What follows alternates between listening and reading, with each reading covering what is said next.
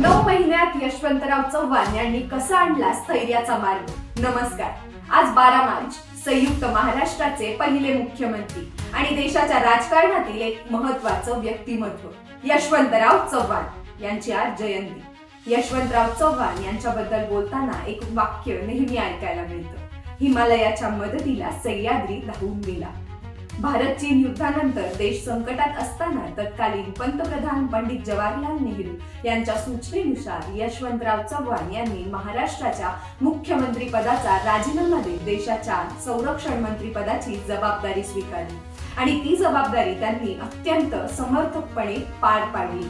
हा किस्सा अनेकांनी ऐकलेला आहे, पण आज त्यांच्या जयंतीनिमित्त आम्ही तुमच्या समोर एक वेगळी आणि कमी चर्चली गेलेली गोष्ट सांगणार आहोत.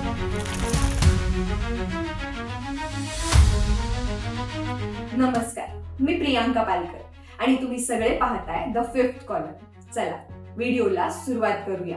साल होतं 1966. देशाचे पंतप्रधान लाल बहादूर शास्त्री यांचे ताशकंद येथे अचानक निधन झालं. देश अचानक नेतृत्वहीन झाला आणि अशा कठीण काळात पंतप्रधान पदाची जबाबदारी स्वीकारली इंदिरा गांधी यांनी. मात्र त्यांच्या समोर परिस्थिती अत्यंत गंभीर होती, कारण नुकतेच संपले होते 1965 चे भारत पाकिस्तान युद्ध. युद्धानंतर देशाला भेडसावत होते. आर्थिक टंचाई, भीषण दुष्काळ, वाढती महागाई देशभरात सुरू होती. विद्यार्थी आंदोलने, कामावर संप, पंजाबमध्ये पंजाबी सुबा आंदोलन, दक्षिण भारतात हिंदी विरोधी आंदोलन, तर ईशान्य भारतात नागालँडसह अनेक भागांमध्ये अस्थिरता वाढत होती.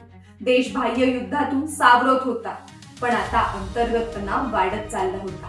कायदा आणि सुव्यवस्थेचा प्रश्न अधिक गंभीर बनत चालला होता. गृहमंत्री पदासाठी योग्य व्यक्ती, या पार्श्वभूमीवर देशाला गरज होती एक सक्षम, संतुलित आणि सर्वसामान्य गृहमंत्री. इंदिरा गांधी यांनी परिस्थितीचा बारकाईने विचार केला. त्यांना अशी व्यक्ती हवी होती ज्यांना प्रशासनाचा मोठा अनुभव आहे, ज्यांच्यावर राष्ट्रीय पातळीवर विश्वास ठेवला गेला जाईल आणि जे संघर्षाऐवजी संवादावर विश्वास ठेवतील. आणि त्यांची निवड थांबली ती यशवंतराव चव्हाण यांच्यावर. 25 फेब्रुवारी 1966 रोजी यशवंतराव चव्हाण यांनी भारताचे गृहमंत्रीपद स्वीकारले. हा केवळ मंत्रिमंडळातील एक बदल नव्हता, तर देशातील अंतर्गत स्थैर्यासाठी घेतलेला एक महत्त्वाचा धोरणात्मक निर्णय होता. गृहमंत्री म्हणून त्यांच्या समोर सर्वात मोठे आव्हान होते. विशेषतः तमिळनाडूमध्ये हिंदी सक्ती विरोधात तीव्र आंदोलन सुरू होते. तणाव, हिंसाचार आणि अस्वस्थता वाढत होती. या परिस्थितीत कठोर दडपशाहीचा मार्ग निवडणं सोपं होतं, पण यशवंतराव चव्हाण यांनी वेगळा मार्ग निवडला, संवादाचा. दक्षिण राज्य सरकारशी चर्चा करून केंद्र सरकारच्या भूमिकेत संतुलन आणले आणि इंग्रजी भाषेचा वापर पुढेही सुरू ठेवण्याचा निर्णय त्यांनी घेतला.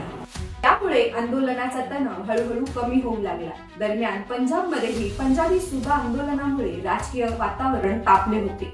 या प्रश्नावर यशवंतराव चव्हाण यांनी संयमी आणि समन्वयवादी भूमिका घेतली. संवाद आणि समन्वयातून हा प्रश्न पुढे मार्गी लावण्यासाठी त्यांनी सुरुवात केली. गृहमंत्री म्हणून यशवंतराव चव्हाण यांनी देशातील अंतर्गत सुरक्षा व्यवस्थेत महत्त्वाचे बदल घडवून आणले. राज्य सरकारशी समन्वय साधून पोलीस आणि गुप्तचर यंत्रणांमध्ये सुसूत्रता निर्माण केली. सीमावर्ती भागातील अंतर्गत सुरक्षा आणि मजबूत करण्यात आली आणि सर्वात महत्त्वाचे म्हणजे केंद्र आणि राज्य सरकारमधील संवाद अधिक प्रभावी केला. यशवंतराव चव्हाण यांची शैली होती निर्णयात्मक पण शांत, कठोर पण संयमी. त्यांचा गृहमंत्री म्हणून कार्यकाळ फार मोठा नव्हता, सुमारे 9 महिने, पण तो काळ अत्यंत संवेदनशील होता आणि त्या काळात देश हळूहळू स्थैर्याकडे वाटचाल करू लागला.